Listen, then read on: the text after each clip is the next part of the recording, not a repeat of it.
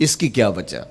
تو علماء نے لکھا کہ حضور کے چہرے پہ جلووں کی تابش ایسی تھی اور حضور کا جمال ایسا تھا اور اس کی چمک ایسی تھی کہ کسی میں ہمت ہی نہیں تھی کہ وہ جی بھر کے دیکھ سکے۔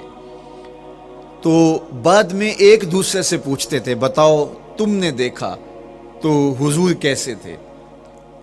اگر ان لوگوں کی تعداد میں آپ کو بتاؤں تو 3 درجن سے زیادہ نہیں ہوگی جو حضور علیہ السلام کے وصاف ہیں، حضور کے حلیہ نگار ہیں، جو آقا کریم علیہ السلام کی صورت کا نقشہ بیان کرتے ہیں۔ دیکھا 1,24,000 اصحاب نے ہے، لیکن جو وصف بیان کرتے ہیں، شمائل رسول کو بیان کرتے ہیں، ان کی تعداد 3 درجن سے زیادہ نہیں ہے۔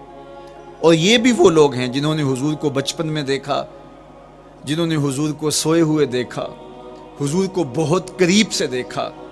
حضور علیہ السلام کے پاس ان کا آنا جانا بہت زیادہ تھا، اس طرح انہوں نے حضور علیہ السلام کو دیکھا۔ حضرت حسان بن ثابت رضی اللہ تعالی عنہ فرماتے ہیں کہ میں جو حضور کا حلیہ بیان کرتا ہوں تو اس کا سبب یہ ہے کہ میرے پاس حضور کو دیکھنے کا ایک طریقہ آ گیا تھا۔ فلما نظرت الى انوارہ فودعت کفی علی عینی خوفا من ذہاب بصری، کہا کہ جب میں حضور کو دیکھتا تھا تو اپنی آنکھوں پر انگلیاں رکھ کے انگلیوں کی اوٹ سے دیکھتا تھا کہ حضور کے جلووں کی چمک سے میری آنکھوں کی بینائی نہ جاتی رہے۔ یہ کون کہہ رہے ہیں؟ حضرت حسان بن ثابت رضی اللہ تعالیٰ عنہ۔ اور آپ جانتے ہیں حضرت حسان بن ثابت رضی اللہ تعالیٰ عنہ شاعر ہیں، اور شاعر حسن دیکھنے میں بڑا دلیر ہوتا ہے، اور یہ حسن بھی ابھی پوشیدہ ہے، 70,000 بشریت کے پردے ڈالے گئے ہیں۔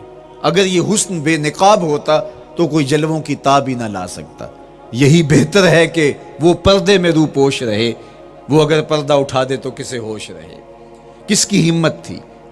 اب چھپا ہوا مستور حسن بھی اگر دیکھتے ہیں تو آنکھوں پہ انگلیاں رکھ کے دیکھتے ہیں، اور بیان کرنے والوں کی تعداد میں نے عرض کی کہ 3 درجنوں سے زائد نہیں ہے۔ تو یہ وہ لوگ ہیں جنہوں نے حضور کو دیکھا۔ اب امام حسن پوچھ رہے ہیں حضرت ہند بن ابی حالہ رضی اللہ تعالی عنہ کو کہ آپ نے حضور کو دیکھا تو مجھے بتائیے میرے نانا کا جمال کیسا تھا؟ تو حضرت ہند بن ابی حالہ نے حضور کا حلیہ بیان کیا۔ تو جب حضور کے قدموں کی کہانی انہوں نے بیان کی تو حضرت ہند بن ابی حالہ نے کہا کان نبیو صلی اللہ علیہ وآلہ وسلم شسن القدمین والکفین، حضور علیہ السلام کے مبارک قدم اور حضور کی ہتھیلیاں پر گوشت تھے۔ یہ حضور علیہ السلام کے مبارک قدموں کا جمال بیان کرتے ہیں۔ اللہ اکبر۔ اور حضور علیہ السلام کے قدموں کے بارے میں امام ترمذی جو شمائل میں حدیث لائے ہیں اس میں انہوں نے یہ بھی بیان کیا کان رسول اللہ صلی اللہ علیہ وسلم مسیح القدمین، حضور علیہ السلام کے مبارک قدم ملائم تھے، خوبصورت تھے، کھردرے نہیں تھے، کوئی پھٹن نہیں تھی۔ عمومی طور پہ قدم پھٹ جاتے ہیں اور ایڑیاں بہت سارے لوگوں کی پھٹ جاتی ہیں تو وہ خوبصورتی باقی نہیں رہتی۔ تو وہ کہتے ہیں کہ حضور مسیح القدمین تھے، اور جب آقا کریم علیہ السلام کے مبارک قدموں پہ پانی ڈالا جاتا تو وہ ڈھل کے نیچے چلا جاتا۔ یہ تھا حضور کے قدموں کا حسن اور حضور کے قدموں کا جمال۔ اچھا، آقا کریم علیہ السلام کی جو مبارک ایڑیاں تھیں وہ زیادہ پرگوشت نہیں تھیں، ان کے اوپر گوشت زیادہ نہیں چڑھا تھا، اس لیے کہ ایڑیوں کا زیادہ پرگوشت ہونا ایڑیوں کے حسن کو زائل کر دیتا ہے۔ حسن کا مرقع ہی جمال مصطفیٰ ہے، تو اس لیے اللہ نے ایک ایک عضو کو تراش کر کے بنایا ہے، بلکہ پوچھ پوچھ کے بنایا ہے۔ جس طرح حسان بن ثابت رضی اللہ تعالی عنہ کہتے ہیں کأنک قد خلقت کما تشاء، محبوب مجھے تو یوں لگتا ہے جس طرح آپ کے رب نے آپ کو آپ سے پوچھ کے بنایا ہے کہ محبوب بتاؤ کہ میں آپ کے اعضاء کو کیسے توازن اور کیسے حسن اور کیسے جمال دوں۔ تو حضور کی مبارک ایڑیاں یہ پرگوشت نہیں تھیں، باقی حضور کے پاؤں پرگوشت تھے اور کوئی پھٹن نہیں تھی، بالکل نرم گداس اور بالکل جو ہے وہ ملائم تھے، اور جب پانی ڈالا جاتا تو پانی ڈھل کے نیچے 1 سیکنڈ میں آ جاتا۔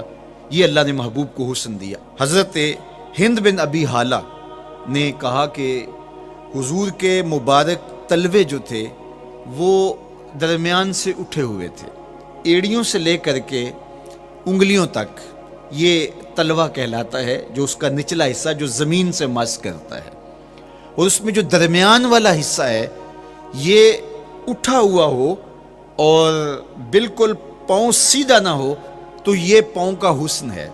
पाँव का बिल्कुल सीधा हो जाना ये पाँव के हुस्न को ज़ाइल कर देता है। उसमें थोड़ा सा खम हो, जब चले तो उंगलियां और पंजे का जो है वो आगे वाला हिस्सा ज़मीन पे लगे और एड़ी लगे, और दरमियान वाला हिस्सा ज़मीन पे ना लगे, तो ये हुस्न होता है किसी के पाँव के तलवे का। अल्लाह ने महबूब के मुबारक कदम की पुश्त को भी हुस्न दिया, हुजूर के तलवों को भी हुस्न दिया, हुजूर की एड़ियों को भी हुस्न दिया। साइलल अतराफ, हुजूर की मुबारक उंगलियां कदरे लांबी थी, और ये हुस्न होता है। उंगलियां छोटी हों, उनका कद पस्त हो, तो पाँव की खूबसूरती दिखाई नहीं देती, लेकिन अल्लाह ने अपने महबूब की उंगलियों को भी एक लंबाई अता करके उसको भी ऐसा जमाल दिया था, यार जो पाँव को देखता रहे वो पाँव को ही देखता रह जाए। अल्लाह अकबर। अच्छा, बाज़ अहादीस में आता है कि हुजूर अलैहिस्सलाम के मुबारक तलवे जो हैं, लैसा लहा अखमस, ये लफ्ज़ हैं कि वो अखमस नहीं थे, यानी वो दरमियान से उठे हुए नहीं थे। तो इसका क्या मतलब है? ये हज़रत अबू हुरैरा रज़ियल्लाहु ताला अन्हु से जो मरवी रिवायत है उसमें ये है लैसा लहा अखमस, और हज़रत हिंद में नबी हाला से जो हुजूर के मुबारक तलवों का हुस्न बयान किया गया है, तो उसमें ये बयान किया गया है कि हुजूर अलैहिस्सलातु वस्सलाम का मुबारक कदमों का तलवों का हुस्न ये था कि वो दरमियान से थोड़े से उठे हुए थे, और ये खूबसूरत पाँव का जमाल होता है। तो इन दो चीज़ों में उलमा ने तत्बीक की है। अल्लाह उन उलमा की कब्रों पर रहमतें नाज़िल करे जो हुजूर के हुस्न पे, हुजूर के जमाल पे गुफ्तगू करते रहे, और एक एक उज़ब पर उन्होंने कई कई सफ़हात लिखे और किताबें उन्होंने तहरीर की हुजूर के जमाल पर। अब हज़रत हिंद बिन अबी हाला रज़ियल्लाहु ताला अन्हु, इन्होंने तो हुजूर को घर में देखा था, ये हज़रत खदीजतुल कुबरा रज़ियल्लाहु ताला अन्हा के फर्जंद थे अबू हाला से। अब इन्होंने तो देखा, अब हुजूर लेटे हैं तो इन्होंने हुजूर के पाँव को देखा कि दरमियान में हल्का सा खम है और ये पाँव का जमाल है। अब हज़रत अबू हुरैरा रज़ियल्लाहु ताला अन्हु ने जो हुजूर के पाँव को देखा, तो ये अंदरूने खाना का देखना नहीं था, तो इन्होंने कैसे देखा? तो हज़रत अबू हुरैरा से मरवी एक रिवायत से समझ आती है कि उन्होंने जो कहा कि लैसा लहा अखमस, कि उनके मुबारक तलवे दरमियान से उठे हुए नहीं थे बल्कि बिल्कुल बराबर थे, तो इसका क्या मतलब है? तो हज़रत अबू हुरैरा से एक रिवायत मरवी है, वो फरमाते हैं कि जब हुजूर अलैहिस्सलाम किसी चट्टान के ऊपर चलते तो हुजूर अलैहिस्सलातु वस्सलाम का वहाँ कदम पड़ता तो वो उस चट्टान के अंदर हुजूर का कदम घुस जाता, वो मोम की तरह चट्टान नरम हो जाती। इस तरह ज़मीन पर भी हुजूर चलते तो मुबारक पाँव का जो निशान कदम है वो पूरा दिखाई देता। तो हज़रत अबू हुरैरा रज़ियल्लाहु ताला अन्हु इससे ये समझे कि हुजूर के तलवे जो हैं वो बराबर हैं। तो उलमा ने इस पर गुफ्तगू की है। एक तो हुजूर जब चलते थे तो आका करीम पूरे ज़ोर से कदम ज़मीन पे रखते थे और इस विक़ार से चलते थे कि जिस तरह हुजूर ऊंचाई से नीचे की तरफ उतर रहे हों। तो जब पाँव को जमा करके ज़ोर से रखा जाए तो फिर जो है वो निशान नीचे पड़ता है। या अल्लाह अपने महबूब के लिए ज़मीन को और पत्थरों को भी नरम कर दिया, तो फिर हुजूर के तलवों का नक्श